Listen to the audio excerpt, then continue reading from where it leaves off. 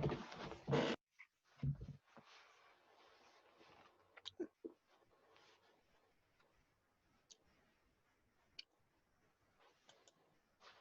morning, John. Are we ready to start? Yes, go ahead.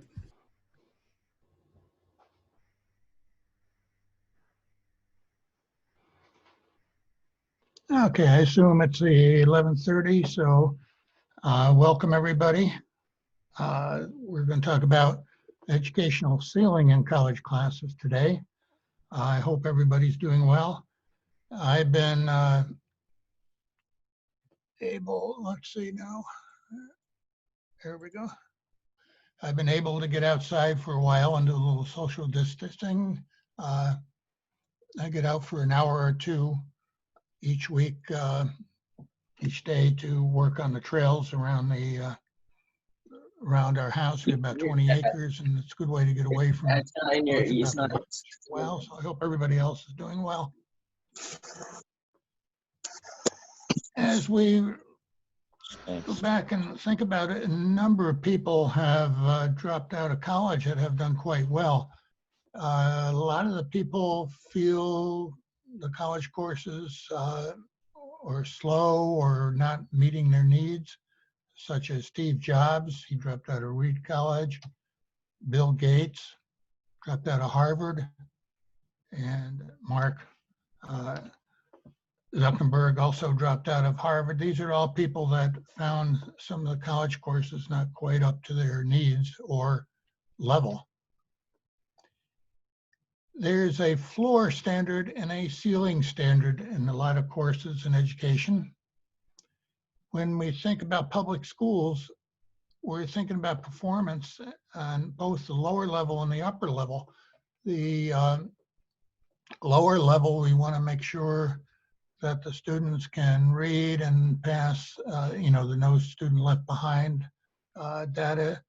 On the top end, we want the students to become all they can be, but a lot of schools are not fulfilling this mission. And this is attracting the attention of various industries, people around the US that were really not using the top students, allowing the top students to be all they can be. Very often, the standardized testing here in the United States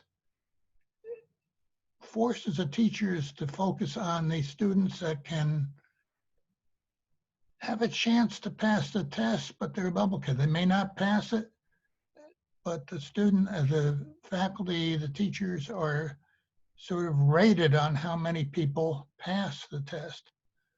So students who have no chance of passing the test, or those that are definitely passed it, don't get the same amount of attention that the other students do. So schooling itself is structured. We're more concerned with the students in the middle. It's sort of, the courses are sort of aimed that way, but when we come down to it, an awful lot of attention is pushed on the teachers to get these students right on the edge to pass these exams.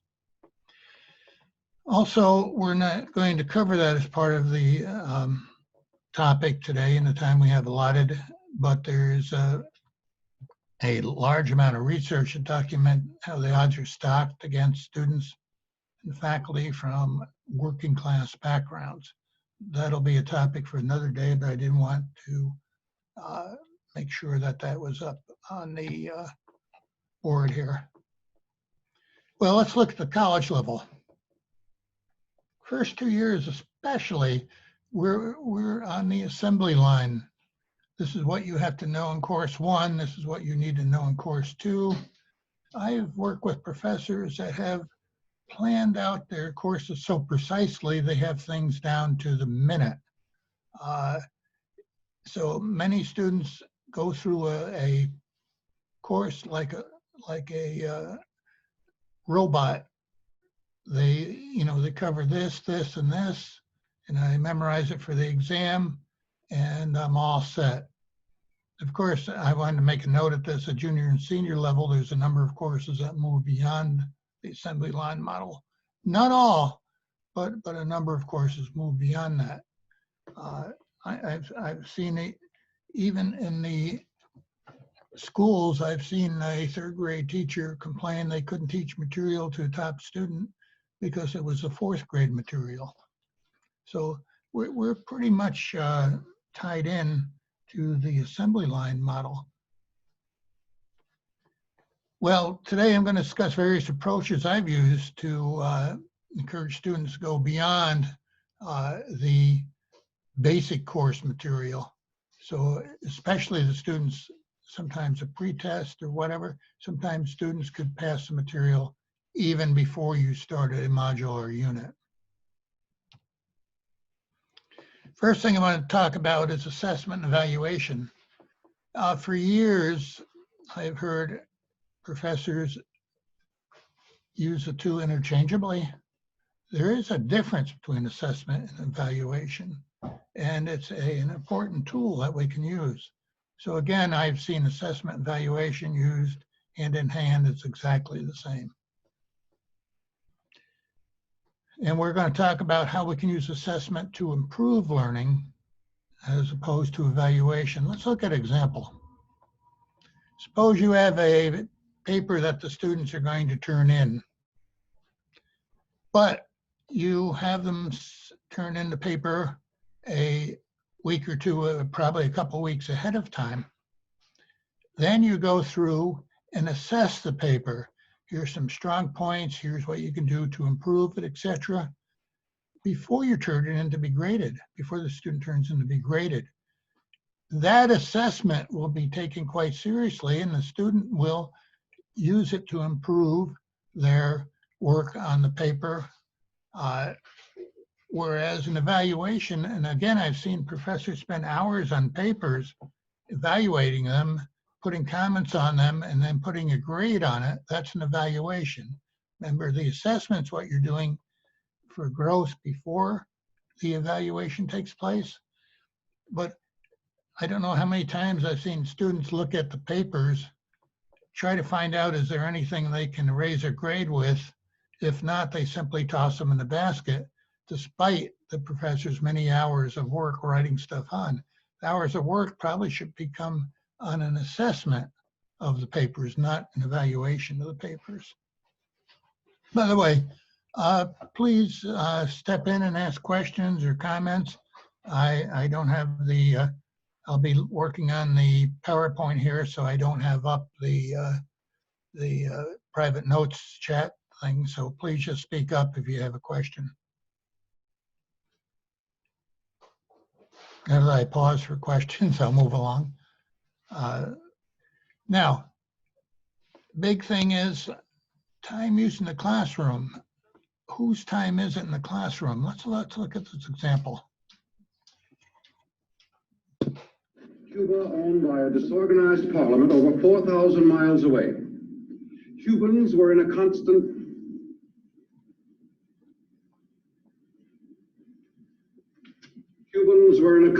state of revolt. In 1904, the United States decided to throw a little weight around and who is it? Mr. Pizza Guy. Again? Mr. Pizza Guy, sir.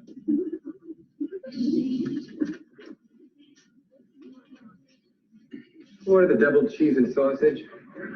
Right here, dude.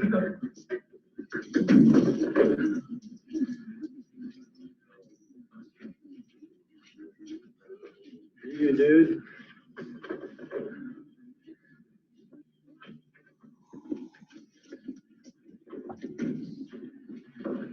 Am I hallucinating here? Just what in the hell do you think you're doing?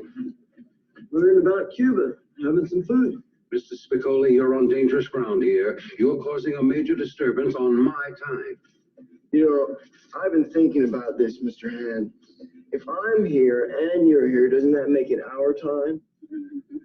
Certainly there's nothing wrong with a little feast on our time. You're absolutely right, Mr. Spicoli. It is our time. Yours, mine, and everyone else's in this room. But it is my class. Hamilton, Brandt, Kornfeld, up front. Mr. Spicoli has been kind enough to bring us a snack. Be my guest. Help yourselves. Get a good one.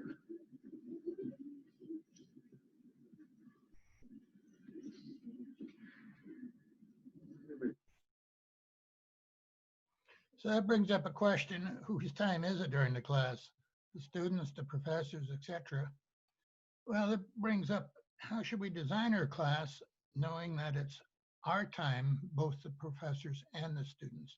So let's take a look at, we might design our course to encourage the overall, raise the overall ceiling in the class.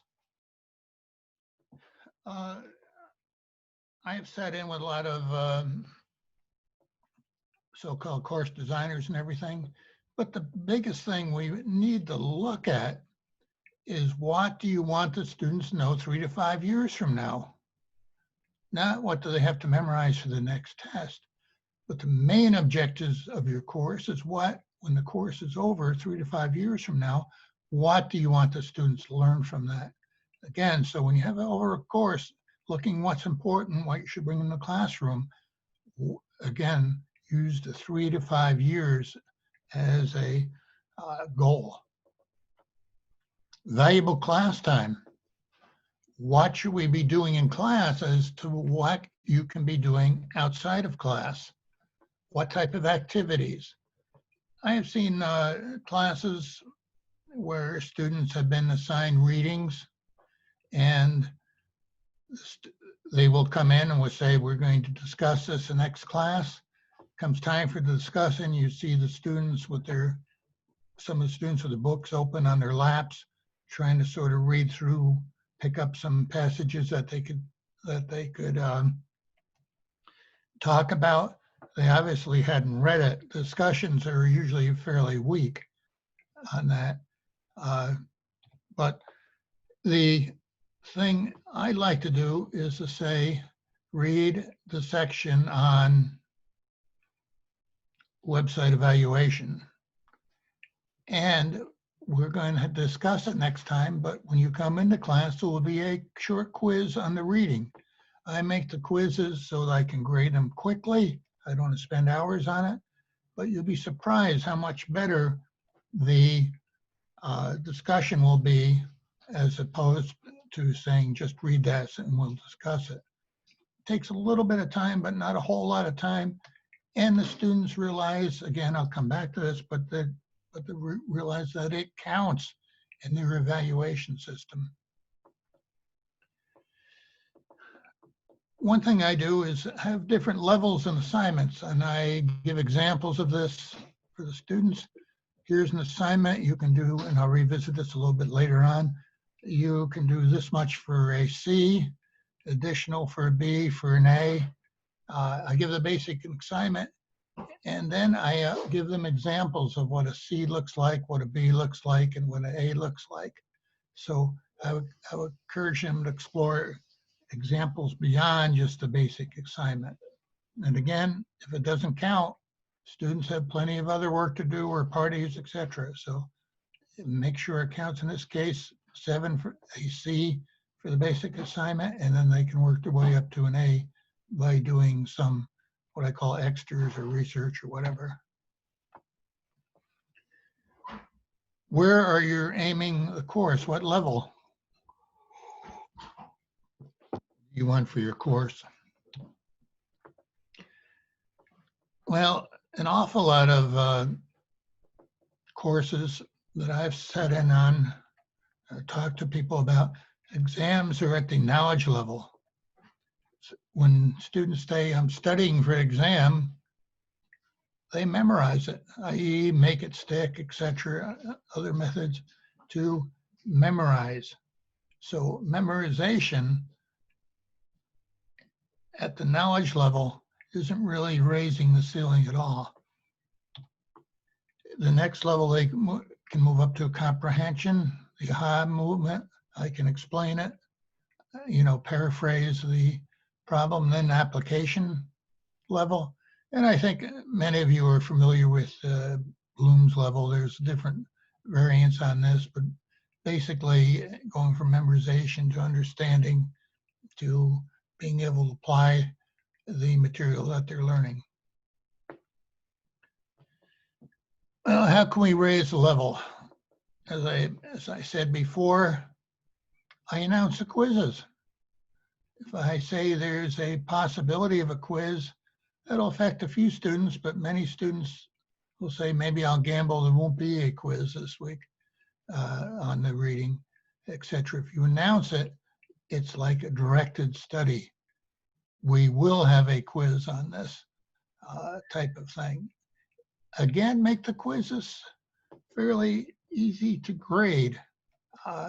In a large class, I would even use the quizzes to take care of attendance. I would say we're going to have a quiz on this material possibly at the end of class if I'm interested in a bunch of students leaving or whatever. But in general, I use the quizzes for directed study when I feel something's important. And it also gives the students feedback. And the more feedback you get, the better off you can help. You can automate the quizzes. And people who teach large classes have done that, automating the quizzes. I give my students large index cards, or a smaller one for a quiz, but a larger one for exams. That allows me to put on the exams higher level questions than I normally could be, but it also is a directed study. If I'm a student, I'm not going to write, I try to write everything on that card, even though I have a couple students who tried. They're mainly going through the material and write down stuff that they don't know, and they feel it might be important, show up in an exam. So it's sort of a directed study. They're not memorizing everything.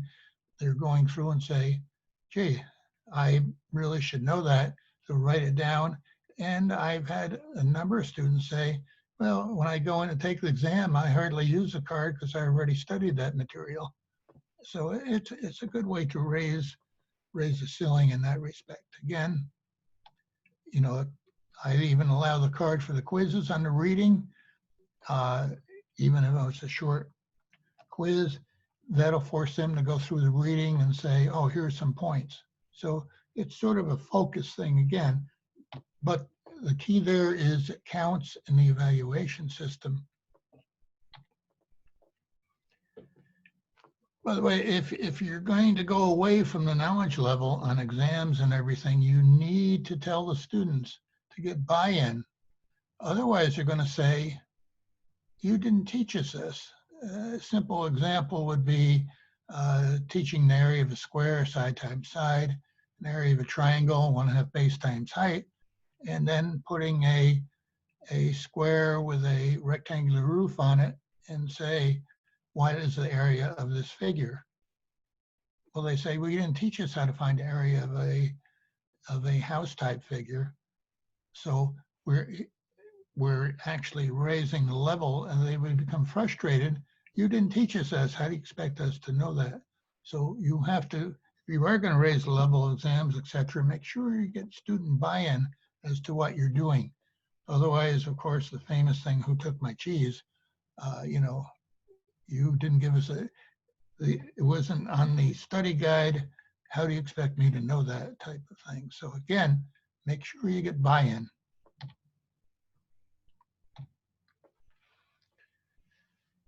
Students have played the grade game, and I think we all have most of their academic careers. One of the first things you might ask, you go into the course, how am I going to be graded? What type of things, are we going to have? We're going to have papers, exams, how much are they worth, etc. Students are very zoomed in on that. Maybe I shouldn't use the word zoom here. Very zoomed in on that point. But here's a couple of things that I've tried. If I mentioned before, I'll use a breakdown on the points. Again, in this case, 7 plus 3, the basic score is 7, which would be at the C level. And then for the next 3 points, I want something beyond it. Explain that you're going beyond just the basic things. I give the students examples. I also talk to students individually in areas it can be. For instance, I assigned a spreadsheet that would give a quiz and tell the students if they got it right or wrong. I created this in a spreadsheet, and a basic quiz, which is simple multiple choice examples. That would be the 7 points. And the students do extras. They may have a variety of quizzes, type of questions. They may have fill in the blanks. They can add different types of quiz questions to that. For the A, the 10 out of 10, they might make it self-grading, a way that would assign points for every right answer and then give the students a percentage grade at the end.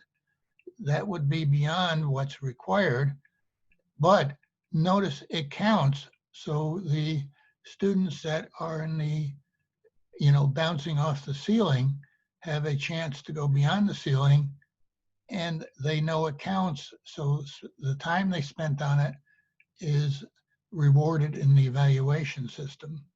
And again, I can't stress how much the evaluation system, motivates students, but also once they start doing this extra work, I find them going beyond just what it is for the evaluation system. Some of the students get quite interested. For example, I allow choices, this is assembly language I was teaching, allow choices in open-ended projects, and then work with the students of things they can do, they can add, they give them examples, resources, etc. The example I gave them is create your own computer language. And some of them had a nice basic language. They had to write an editor, etc. They had a nice basic language that works. Some of the students went way beyond. As a matter of fact, I had to do some research to figure out what some of the students were doing. They knew it would count towards their grade, but their interest, that was sort of a starter, the interest that they had in that was just well beyond anything that I would give for a, assigned for a normal project. So open-ended choices, etc., are very important. But again, as it says at the bottom, make sure it counts so that they're not working on something and getting a pat on the back, but also, a pat in the evaluation system. I'd like to, at this point, everybody's favorite slide here, I'd like to open this to questions or comments or things that you have done, in your classes or that you have found. I know Chris has done a number of things. I'll sort of pause here. Chris? Yeah, I've done a lot of things that I learned from you, like the assessment versus evaluation. So I continue to do that. Okay, good. And I do my online reading quizzes before the day of the class, which tends to work well for the A students, not so well for the B and C students. What I did actually this spring, in part because of the whole virus issue, right, but what I may continue to do in the future is I've reopened all the quizzes near the end so they could take their quizzes over as many times, in part because of the Make It Stick and the readings that we've done where, the more they take the quiz, the more they're likely to learn something. So I'm still working on that for summer online courses, and then I'm teaching one online in the fall. It's a little bit different, but trying to work on it. But I learned a lot from you, between you and John Kane, I'm telling you. Well, it's nice to hear that. By the way, this is my last presentation here before I go into retirement 2.0. So it's nice to hear that, some of the stuff that Jenna and I've been doing has been useful. So, actually very useful. One of my really only significant pub was based on the Promising Syllabus, and guess where I learned about that? It was that published in Communication Teacher. Wow, nice, excellent. Mm-hmm. Well, Chris, I guess I won't be seeing you at the tea company for a while, but I know, but say hello to your wife for me at least. I will. I will. We sort of miss going out, but now that I'm in my late 70s, I think the virus is hanging around waiting for me. So I've been a little cautious about getting out. Bill, Any I've been known to tell people, oh, I should never say this on a taped recorded thing. I'm not trying to devalue the suffering of people because it's real, sincere, and I understand it. But a daily sharp pain for me is when I have to admit that I am now considered elderly. I know. It hurts. But other than that, life is good, and I'm staying home and protecting. So Good, good. Well, since I retired 10 years ago, this is retirement like in a software retirement 2.0. So it should be interesting to, go ahead in a lifestyle, especially this fall. I'm glad I don't have to go in and worry about the virus in the classrooms and so forth. Yesterday I gave a talk on, no, okay, see you, Sean. Randy, you have a question?